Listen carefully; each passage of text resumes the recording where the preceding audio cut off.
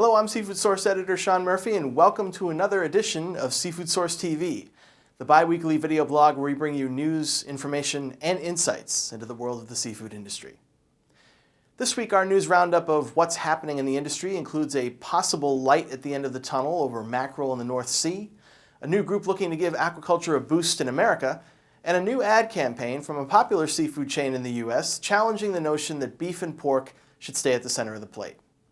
But first, in Europe, mixed messages from the European Commission suggest an end to the so-called Mackerel Wars may be in sight. That from a short statement posted online by Maria Damanaki, European Commissioner for Maritime Affairs and Fisheries. The EU and Norway have been involved in tense talks with officials from Iceland and the Faroe Islands over mackerel and herring quotas, with Iceland and the Faroes facing criticism that they are overfishing the stocks.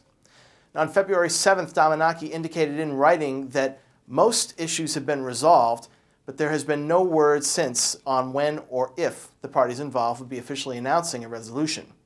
Damanaki's office simply told us that there have been no new developments yet. We'll keep watching.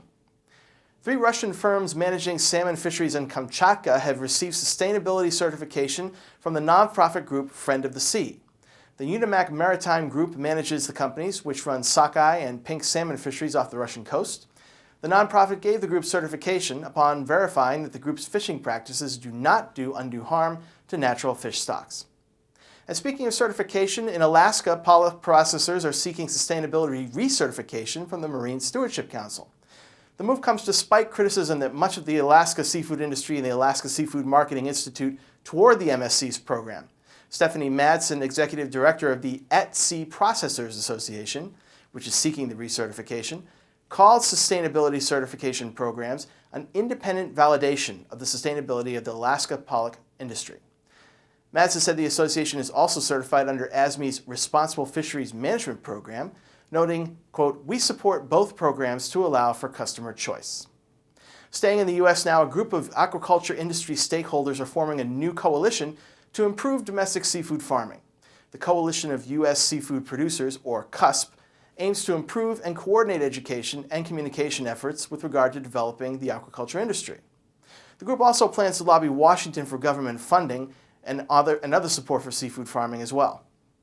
In Maine, research on lobsters at the mouth of the Penobscot River have come to light, indicating the crustaceans may not be safe to eat due to mercury contamination.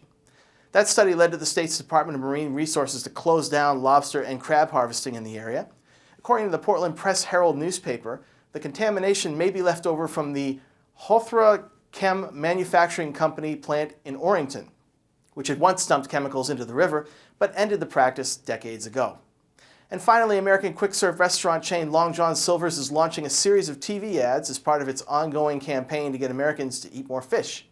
The ads are titled Methane, Marinated Pork, and Final Frontier, and are designed to be bold and memorable, according to the company.